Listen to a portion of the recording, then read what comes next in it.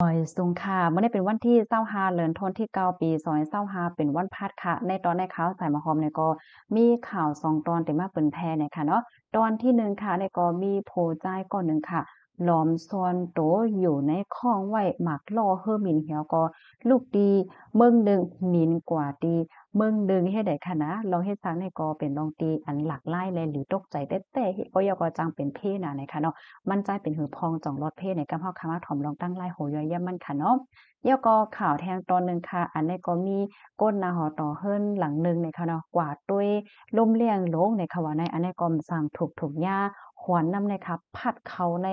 น้ำลงเหี่ยวก็มื้อเหลียวในหมัดเจ็บเฮาแห้งแต่ว่าๆให้ในเขานะ กำแน่เฮาคามาถ่อมด้วยลองตั้งลายโหย่อยย่ำมั่นน่ะค่ะค่ะในก็ได้เลยว่าเป็นข่าวเฮาที่หลากหลายเลยเป็นลองเฮ็ดทางที่อันจังเป็นเพศถึงสายใจเด้ๆในออเมอวันที่24เดือนธันวาที่9ปี2025เนี่ยก็มีข่าวเงาดองเมืองเลยออกมาเปิ้นแพร่ค่ะนะว่ามีหลานชายคนหนึ่งอายุไล13ปีลูกดีเมืองKunduz จังเมืองอัฟกานิสถานแล้วก็ลอมขี่ตีข้องอันไว้มักล่อเฮอหมินนั่นเนาะเฮอหมินเนี่ยได้ก็เป็นสายการบินของ คำแอว่าเฮ็ดจั่งใดค่ะอ้อคือหมิ่นในมันเป็นคือหมิ่นลูกติเมืองหนึ่งกว่าติเมืองหนึ่งในค่ะเนาะก็ใจข้าวยามตั้งไก่มันในติมีอยู่7ปากเศร้าลักค่ะเพราะว่าเอากิโลเมตรมันว่าเนี่ยก็ติมีอยู่หมอกหนึ่งเหง1ปาก60เมตรจังได๋ค่ะลูกติเว้งหลงคาบุญกว่าติเมืองนิวเดลีตึงเมืองอินเดียเฮ็ดให้ค่ะอ้อนี่ก็เปิ้นก็คบทบหันมั่นใจในไปไว้อยู่ที่ในรันเวย์ของกว้างเฮิมหลินอินทิราคานาที คานทีเนี่ยเนาะเมื่อวันที่22เดือนธันวาที่เก่าตีป่นมานั่นเฮ็ดได้ค่ะนะเฮ็ดอันเนี้ยก็ตั้งฝ่ายภูมิพลพรเขาฮอบทอบหันเปิ้นก็ตกใจกันขนาดเนาะเปิ้นก็เข้ามาต้องมาถามเสมันใจเนี่ยก็ลัดว่ามันใจได้มีเยี่ยงอ้านแต่กว่าที่เมืองอิหร่านก้อยกะว่าเคินเฮิ่มหมิ่นพิษลำบ้านแหวก็มาป่อที่เมืองอินเดียในเฮ็ดจังไหนคะอ้อมันใจลัดนี่ที่ภูมิพลพรเขาว่าในวันนั้นเนี่ยมันใจในหลวมเข้ากว่าส่วนโตอยู่ที่ข้องข้องล่อข้องหมักล่อ ตีคือหมิ่นในให้เนี่ยย้อนเพราะว่าไข้ฮู้ไข้หันในเฮานะเลอเซนั่นในภูมิพลพรเขาเนี่ยก็ยังคบทบหันอันเป็นซ่องปอกเล็กๆอ่อนมีไว้หิมห้อมที่อันมันใจส่วนตัวนั้นป้าจ้อมเฮ็ดไหนค่ะกำในภูมิพลพรเขาในก็ไล่คับคึงเฮเอาตัวมันใจในส่งขึ้นวันเกิดเมืองนอนจอมเฮอหมินลำเก่าลั่นยาวเฮ็ดจังได๋ค่ะอ้อลองเฮ็ดสร้างจึงหนังในแน่เนี่ยมันจังเป็นเพศแต่วาๆเฮ็ดได้ค่ะเอาย้อนเพราะว่าเฮอหมินใน ก็เปอว่าก้นที่อันซ่อนตัวอยู่ในล่อของเฮอร์มินได้เนี่ยมันเป็นอะไรครบทบหญ้าลองกัดค่ะเนาะเฮอร์มินเนี่ยมันหมิ่นมันไวหนำใจค่ะแล้วก็มีนขึ้นเนอกลางเฮาอะจังหวะเฮ็ดจั่งแนวเนาะมันได้กัดแรงห้าอันนั้นก็ออกซิเจนบางทีก็มันแต้มมันหังเฮ็ดได้นั่นน่ะเนาะเห็นแล้วเฮอร์มินเนี่ยมันก็เหม็นสูงน่ะบางพวกแล้วมันอยู่สูงแรงหนามันจังเป็นเพศแต่ว่าว้าเฮ็ดได้ค่ะนะ ก้อยกะว่าหลวนใจก็แน่สำรอดอาสากว่าเนี่ยก็เต็มเลยว่า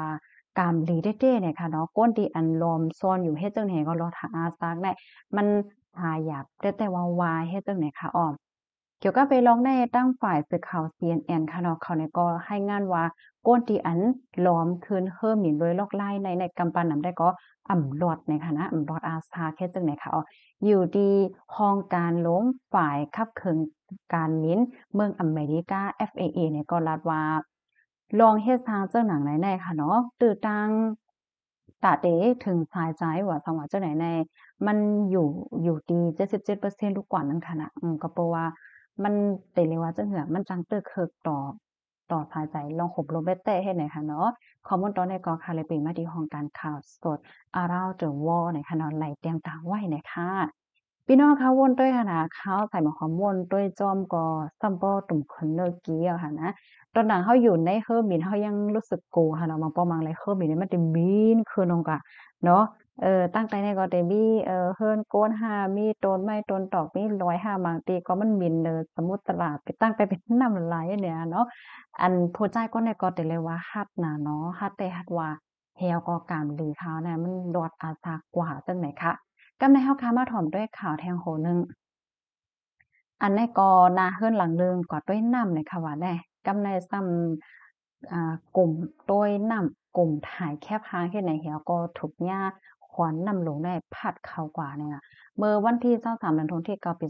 2025 เมื่อว่าในค่ะเนาะมันเป็นพ้องตีลมแรงหลงไต้ฝุ่นขัวเจซาขึ้นฝั่งตีฮ่องกงนั่นค่ะน่ะปยก็ภูมิพลพรเขาไหนก็ปันฟังเตือนอยู่นั่นค่ะน่ะเนาะว่ามันจะเป็นเพศจังนั้นจังไหนหน้าเฮ็ดแหน่นะก็ค่ะว่ามันมีหน้าหอต่อเฮิรนหลังหนึ่งนั่นน่ะเขาก็ปันกันกวาดตุ้ยเฮ็ดแหน่นะแม่และตั้งลูกชายอายุ5ขวบนะคะก็กวาดตุ้ยเหแล้วก็ถ่ายแคปหางอะสั่งไว้ให้แหน่อะนะปันมื้อเหลียวในเปิ้นก็เตถ่ายหางถ่ายคลิปเฮ็ดจั่งใดนั่นน่ะดอกเมื้อพ้องจั่งนั้นนั้นได้เนี่ยก็ถุงยาวขวัญนำลงในขณะมาพัดเอาเขาได้ลงกว่าในนำปังหลายเฮ็ดไหนอะก็เป็นโพสต์อันเป็นปอเจ้าเฮิรนค่ะเนาะหารเหย้าเนี่ยก็ลงกว่าจอยกำเดียวในขณะอะโลซำบ่ใครรอเรานั่นขนาดเนาะก็เพราะว่าขวัญนำอะสั่งไว้เฮ็ดจั่งใดแน่มันก็แก้มแล้วมันก็แฮงหนาเฮ็ดจั่งใดค่ะนะข้อยก็ว่าการดีค่ะเนาะเจอเขานี่ก็รอดมาหลายเหกำในเปิ้นก็คีบแดดเอาโตในสูงกว่าติโคงยาค่ะแน่แลตั้งลุกในลืมโตหั้นนะยอดยาโตไว้อยู่ติคองก้นเป็นคึกคักอันเขาฮ้องว่า ICU เนี่ยค่ะอ้อก็เป็นปอเนี่ยก็บาดเจ็บฮาวแรงแต่เรียกว่าเป็นฮาวแรงเฮ็ดไหนค่ะ ว่าหลังเสเป็นจังไหนแลเป็นข่าวเป็นง่าวกว่าแล้วค่ะเนาะเปิ้นก็อ่อนกันมาถ้าสร้างตั้งนำตั้งหลายค่ะเนาะเปิ้นก็ว่าอันเต็มมันอยู่ที่ห้องการฝ่ายภูมิพลพรเขาเปิ้นก็ปันฟังเติ้นยาวค่ะเนาะลมแรงลงเขาเฮ็ดไหนเขาก็ฮู้อยู่ว่าลมแรงเขาก็น่ะเขาก็วนว่ามันแลบเต็มแรงมันแลบเต็มเป็นเพโยเฮ็ดไหนอะกัดต้วยอะมันจึงก้นกัดต้วยนำเฮ็ดแล้วก็ถ่ายคลิปก็ถ่ายวิดีโอก็ถ่ายแคปหางเฮ็ดไหนนั่นน่ะเรื่องสุดก็ย่านนำในพัดกว่าเฮ็ดจังได๋คะ บางเจ้อก็รัดว่าเพศสภาวะมื้อเหลียวในมันเหมือนมื้อกูปอกเหย้านั่นน่ะเนาะเพราะว่ามันเป็นมาก็มันหาวมันแก้มแห้งหนากำนั้นแลอย่าไปไว้เมาม้างอย่าไปไว้เมาม้างล่าล่าตอนเจ้าหนังว่าไข้กวาดด้วยกว่าหางล่าล่าเนี่ยก็โหลเลยสติอยู่ตัดสิปะยอก็กึ่งลีเอาลูกหัวในกว่าป้าจ้อมเฮ็ดไหนคะอ้อข้อมูลตอนนี้ก็ค่ะเลยเป็นมาที่ห้องการข่าวสดอ่า Around the World เนี่ยค่ะเนาะก็ไล่แต้มดังไว้นะคะยืนยันว่าข่าวเงาตอนใดเตจังเป็นข้อฟ้างเติ้นถึงปานนั้นหลายก็อยู่ นะก้นตีอันกลุ่มมึงถ่ายแคปหางถ่ายวิดีโอเหี่ยวก็เป็นเพก่อนเนี่ยก็ใกล้ๆหันเป็นข่าวอยู่ค่ะเนาะมันก็ปลาตกผังฮึกให้ไหนก็มีมันก็ปลาตกอันเป็นรถไฟยะท่าให้ไหนก็มีมันก็ย่าขอนน้ำลงพัดกว่าจึงวันอันเดียวค่ะพี่น้องคะรับถมยหันถึงจึงหือพองค่ะปันตาหันถึงไรพร้อมแถมข้อมูลมันไรค่ะเนาะหนังหือเตจังเป็นข้อฟังเตือนถึงเบิดพี่น้องค่ะแล